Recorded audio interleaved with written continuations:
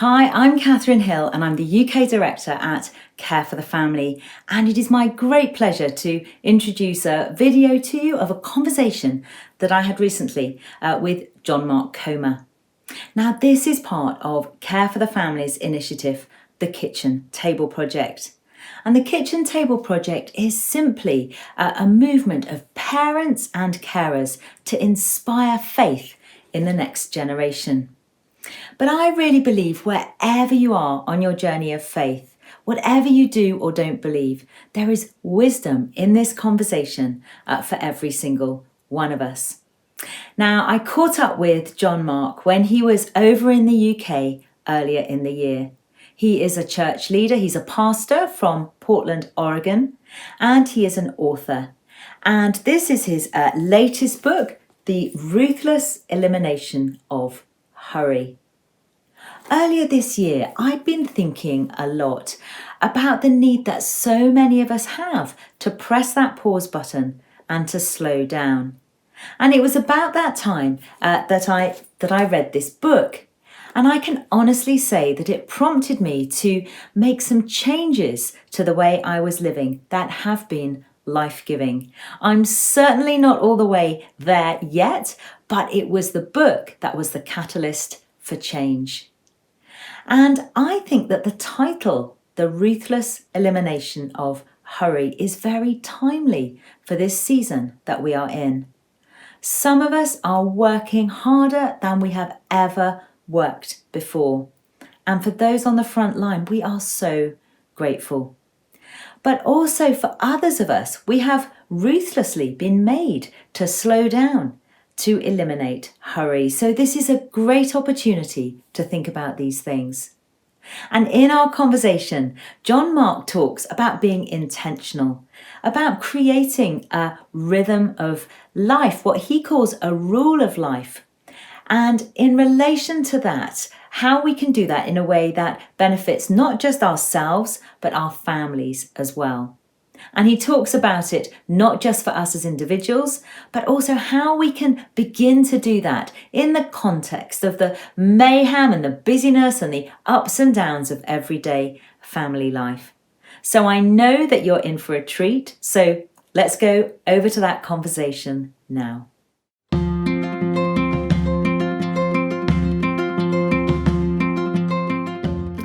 So hi, I'm Katharine Hill. I'm the UK Director at Care for the Family, and it is fantastic to be with John Mark Comer today. He's over from the States and we have caught up with him. So John Mark, really welcome. Yeah, so happy to sit down with you. It's fantastic. And just tell us to start with a little bit about yourself, about your family, the work that you do. Yeah, I'm based in Portland, Oregon, which is the Pacific Northwest of America. So start in California, go up the coast till you get to really horrible weather and really good coffee, and that's where I live. So similar to the UK, but I have to admit our coffee is... It's good, yeah. It's very good. And so in Portland, been there many years. We church planted going on 17 years ago now. My wife and I and a beautiful community of people, and we have 3 kids. We started pretty young.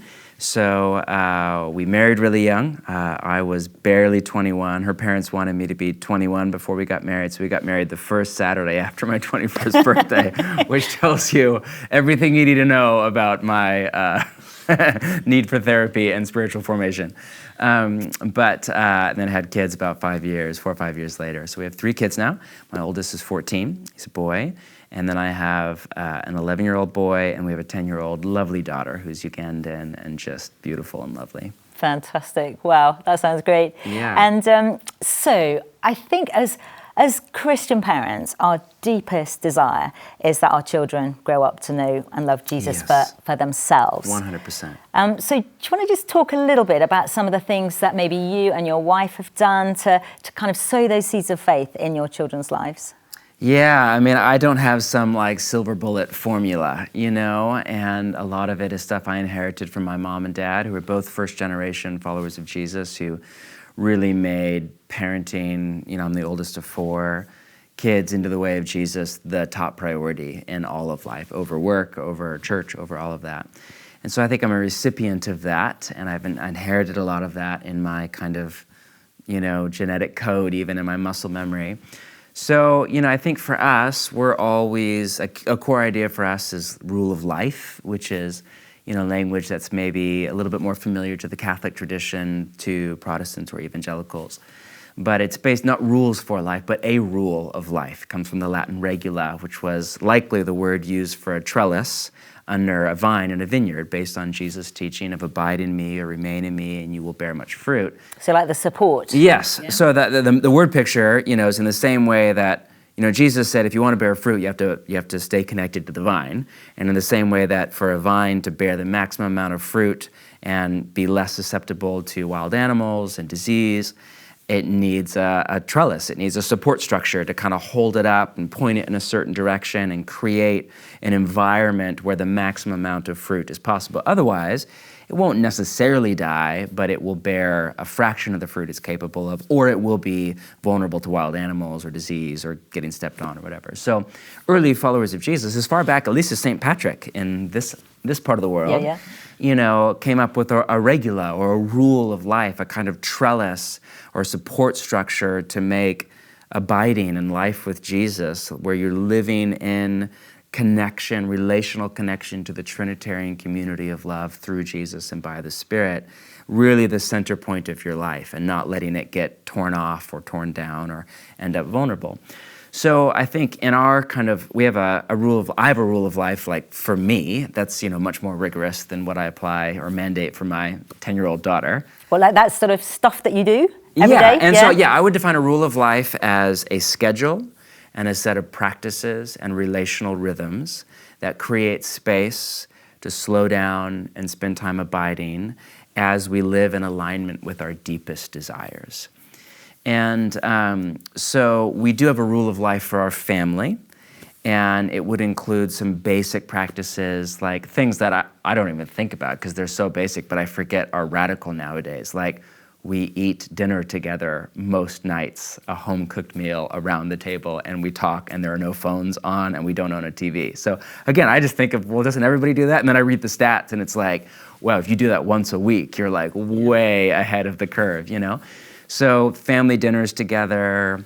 Tuesday nights is our meal with our community, where we have about 15 or so. From your church? About half a dozen, 7 other families and single people that we've just kind of chosen to do life. We've been with them 10 years now, the founding couples with us. And the kids take part in that, do they? So the kids are growing up around community, and it's multi-generational, and there's Richard and Penny, who are just lovely, and we're in the UK for many years, and who have, when we pulled one of our kids out of school, he wasn't doing well in school, we homeschooled him for a year, and Richard was a petroleum geologist, and he taught science to one of our boys for a year. Every single Wednesday morning, he'd spend an hour with him. It was just incredible, So having that kind of communal, it's hard, it's messy, and our kids also grow up seeing conflict and getting hurt feelings and all those things, but it's so healthy for them, So things like family dinners, Tuesday night with community, of course, church on Sunday, Sabbath for us is an anchor practice. So I always, lovingly say to young parents or anybody, you already have a rule of life. If you're like, well, we just hang out, and on Thursday nights we watch this show, and I go out on this nights with my mates, and the kids normally play video games, that's a rule of life. You might not have thought it through, it might be unintentional, but that is, you're already doing things, you're already busy and full. So a rule of life isn't adding more into your life, it's bringing maybe a higher degree of intentionality to your life, most likely cutting a number of things out in order to first make space for the things that actually really enable you to live in deep alignment with your values. And it might be spiritual disciplines, it might be things like we really value soccer or basketball or football, whatever. So every Saturday morning we're gonna go, or we really value literature. So every Thursday night we're gonna read, it can be anything. You don't have to moralize all of it. But I think that is so for us, we're really interested in creating a structure of life and a way of life and relational rhythms and daily practices and habits that create space for us to kind of take our hands off a little bit as parents, and for Jesus to really do a deep work in our children. Yeah, because the habits that we have shape who we are, don't they? And the relationships that we're in. Yeah. And so talk a little bit about the Sabbath, because I know, and I've really benefited from lots of your teaching. It's been great. And one of the light bulb moments for me, I used to think that the weekend was the weekend. Yeah, same. And then I heard or you Sabbath say... was church day, Yeah. or, yeah. And that, and then you talked about a day off when you do the jobs that Yeah, day you're not off's paid not the to same do. thing as Sabbath, Not the same. yes. So talk to us about what that looks like. What does a Sabbath look like for your family? Yeah, and again, I was the same for you. Came up in an amazing home, but Sabbath was not on my radar. If you had said something to me about the Sabbath, I would have said, isn't that a Jewish thing? Or a Seventh-day Adventist fringe thing? I had no idea that really up until the 1960s, it was a all followers of Jesus everywhere thing, you know?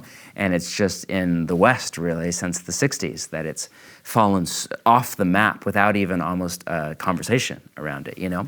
So yeah, I do distinguish between the Sabbath and a day off. Day off is just the day that you don't get paid for the work you do, you know, but often we still do work. We mow the lawn, we run errands, we fold laundry, you know, we'll go out and see a movie, we do entertainment, we do shopping, and a day off's not a bad thing. You kind of need one just to manage the mundanity of everyday life.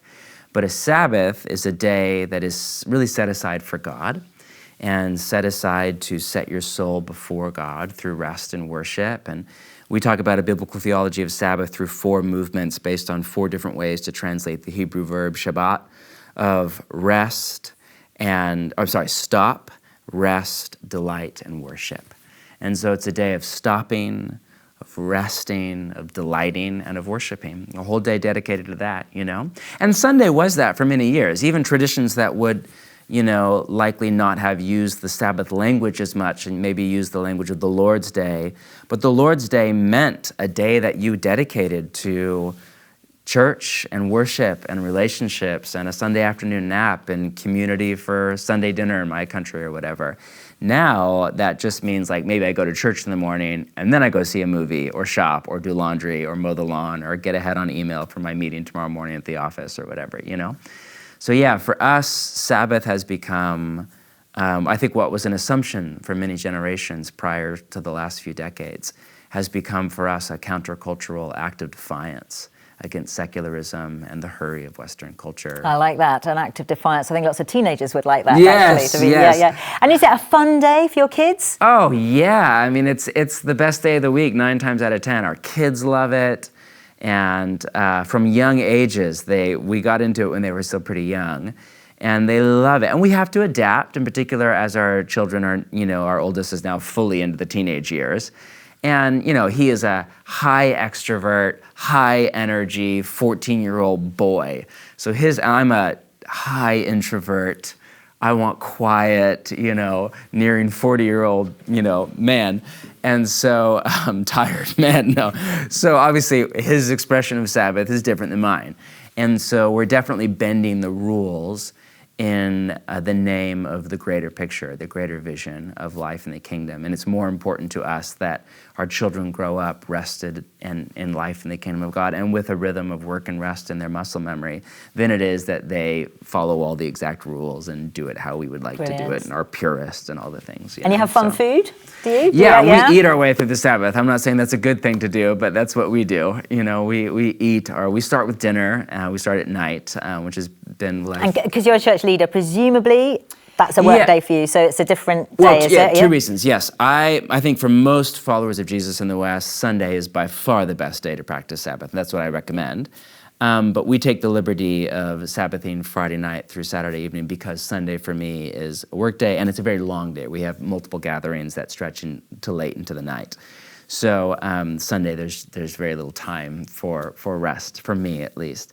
And we start at night because, you know, so some people would claim that's just Jewish culture, which is totally fine. But in Genesis, and you could argue this was just the story told through Jewish eyes, but there is a biblical theology where the day starts with sundown. So Genesis 1 is there was evening and there was morning on the first day.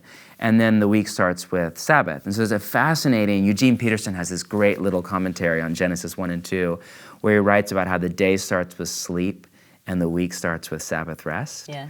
And he writes that, you know, from page 1 of the Bible, God was teaching justification by grace through faith. And there is something fascinating about the day beginning with sleep, the week beginning with Sabbath, and then doing all of our work out of that place of both physical rest and, you know, spiritual rest. And so there is something to that. And we find that starting at night, both psychodynamically, and I think deeper than that, I think deeper than a psychosomatic thing, I think there's some kind of a spiritual inner release that we love and is super life-giving. So that's the best day of the week, your Sabbath, yeah? Yeah, and not always, and every week's different, but 9 times out of 10, our kids do love it. If they were here, they would love it. And they would say, yeah, we wish we could watch movies sometimes. They would have their things, but they love it. I think they genuinely adore the Sabbath. Because it's a day they know they don't have any responsibilities. They know we'll eat together. They know we'll have fun. They know they can have sugar, which they don't get during the week, If they're tired, they know they rest. If they want to go out with friends, they can go out with friends, So it is a very joyful day for us. So just a couple more things. One thing I'd love to ask you about. I've heard you speak about a book, something about a domestic monastery. Yeah, Ruthless. What is that? Okay. So a few people have used this language of domestic monastery. I'm thinking of Rod Dreyer. His book, The Benedict Option, was the first time I read it. And so part of our rule of life thing has been thinking about how do we almost approach the domestic with the mindset of the monastic? How do we bring a rule of life and fix our prayer? And which for us might mean we read a psalm in the morning and we read a little passage from the New Testament after dinner. It could be very simple. But how do we kind of bring that monastic mindset where everything is, the end goal of everything is abiding? How do we bring that mindset to bear on the home? How do we almost reimagine our home life the way that you would imagine a monastery, but instead of with a bunch of monks running around, you have kids and a wife and a dog, and friends coming in and out. But then Ronald Rolheiser has just recently, he's one of my favorite writers. He is my favorite Catholic writer, but he's just written a book called The Domestic Monastery. It's beautiful, and his basic pitch is that if you approach domestic or family life with the right heart posture and intention, it can have the same or very similar effect on your spiritual formation as monastic life can. So he tells the story of this famous Italian monk who went off to a hermitage for 30 years, solitary prayer, and came back and had experienced transformation, but came back to visit his mom, who's this Italian lady who'd raised 6 kids and spent, as you would imagine, many years as an Italian mom raising 6 kids. And he found that his mom was both more loving than he was and more contemplative, And that in the midst of all that, yeah. And he said it wasn't that the monastic, the point of that, the message was, it wasn't that the monastic is wrong, it was that there was something very right about the domestic. And then Rolheiser talks about Benedict and other of the St. Bernard, some of the early monastic thinkers and architects who designed, fix our prayer. Like in the Benedictine tradition, there's 7 hours of prayer, and there's the lauds and vigil and vespers, all the things. And this was before, the watch, and so they'd ring the bell when it was time to pray. And so he just points out that they architected it so when the bell went off, the monk was taught to drop whatever he was doing, or the nun was to drop whatever she was doing. If you're writing a letter, you stop mid-sentence. If you're planting a vegetable, you just drop it right there and you come to prayer. And it wasn't just to get everybody to prayer in the same time. It was to teach people that time is not their own, it belongs to God. Because one way of framing the entire spiritual journey in the Jesus tradition is kind of moving off of the egoic operating system that we're all born with, where everything's about what I want and what I need, and when I don't get it, think of a little baby. When you don't get what you want or need, you scream until you get what you want or you need. And many of us are the same thing, just with the sophistication of, a bachelor's degree and a 30-year-old, persona, but we have the same level of often emotional relational maturity, unless if we're set free from that egoic operating system. So one way of thinking about following Jesus is kind of moving through healing and freedom through Jesus and salvation from the egoic operating system to a life of love, as defined by agape, self-giving for another. So it was the bells were not just to get everybody there, they were to actually help people move off of the egoic, my life is about me, I do what I want when I want it, to actually move to this kind of agape love thing where your life is, you give it away. Not that you're a doormat, but you really have become, through your own dignity and willfulness or willingness, you give your life away in love. And so he just makes the point that parenting is almost entirely interruptions. And you can respond to those interruptions with anger and irritation and get out of my room, or why are you doing this, or another poopy diaper, or whatever it is. Or you can let those interruptions that are parenting be your monastic bells. And every time a child wakes you in the middle of the night, or every time your teenager needs to have a hard conversation with you, or every time, little 6-year-old Sarah says something she shouldn't in public, you can, rather than roll your eyes and get angry, which is what I do, you can view that, oh, this is my monastic bell. This can set me free from the prison of my own narcissism.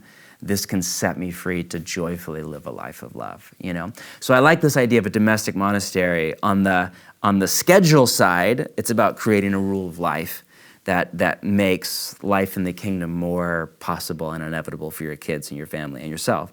And then on the unscheduled side, in the mess and the chaos and the interruption of domestic life, it's about responding to all of that as our domestic bells that invite us to prayerful, loving response. I love that. Yes, that's not mine. None of that is me. No, it's great. And I love the idea that, she could be abiding, to use that phrase, yes. but become more like Jesus in the chaos of the home. Yes. Rather than going up on a hill somewhere. Susanna Wesley has this wonderful story. So the mother of John and Charles Wesley, with loads and loads of kids, about 11 children. Many of us live really in the inheritance of her parenting. Well, and you probably know this, but when she wanted to pray, she would sit in the kitchen. She had this big apron, and she would put this apron over her head. I don't know this. Yeah, okay. And her kids then knew that at that moment she was praying, and she was not to be disturbed. Way. And I just love that, because I think for parents today, life is busy, and the digital age makes it even busier. But actually, to use those interruptions to help our children and us as a family turn our hearts to Jesus is amazing. And it's the both and. It really is. Yeah. I mean, I have these vivid memories. I learned to pray and to begin my day in Scripture because every morning when I would wake up, pretty much no matter how early I got up, my mom was there in this very 90s-looking hunter green chair, and she would have her Bible open and her cup of tea, and she was half the time was staring off into space, and I knew she was praying. And that does something to your psyche. And she wasn't there saying, go pray or go, it's just it was modeled for me. Yeah. And then she was present to me through the myriad interruptions that made up, my 18 years at home. So I think it's the both and of something about that power of both discipline and openness to interruption. C.S. Lewis once said something to the effect of how you respond to an interruption is who you really are. Yeah, sobering, isn't it? Oh, but first time I read that, I was like, oh, pain, twist the knife. I normally respond to, I'm a very kind of scheduled kind of person. I do not do well with interruptions. And again, 90% of parenting, in my experience, is how you respond to interruptions. So that is fantastic. I love that. And the whole role modeling thing. Yes. We often say at Care for the Family, we've asked our child to pick up their coat for the 50th time. It's still on the floor and we think they're not listening, but actually they don't miss a thing. And they notice our actions. You noticed your mum praying. Please just speak faith over there me. There you go. It's true. And so just as we come to the end then, if you had one thing to say to parents who are listening, maybe they're in that, chaos of maybe they've got little ones, maybe they've got teenagers, and they're longing, for to have those moments where they can help their children develop a faith of their own. What one thing would you say to them? Oh gosh, to narrow it down to one, you had to end with the hardest question of all. Maybe two sides to one. On the negative, I would say, get off your phone as much as you can. And on the, just put it away. You don't need it. Trash your TV, you don't need any of that stuff. And on the positive side, be exceedingly gentle with yourself.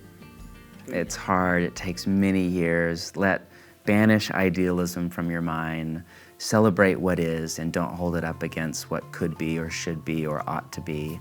Remove all shoulds and oughts and just lovingly present each day and each child before God as you just do your best to be present in love, not on your phone, not distracted, just present in love as best you can as you follow Jesus with your kids. That is amazing. I love that. And actually, praying for our kids is the one thing that we can do. And we know they have a Father in heaven who loves them even more than we do. We're not the only parent involved. Exactly. I love that. Thank you, John Mark. It has been such such a treat joy. to Such be a with joy. you. I have to do it again. Thank you so much. Yes. That's brilliant. Fantastic. Yes.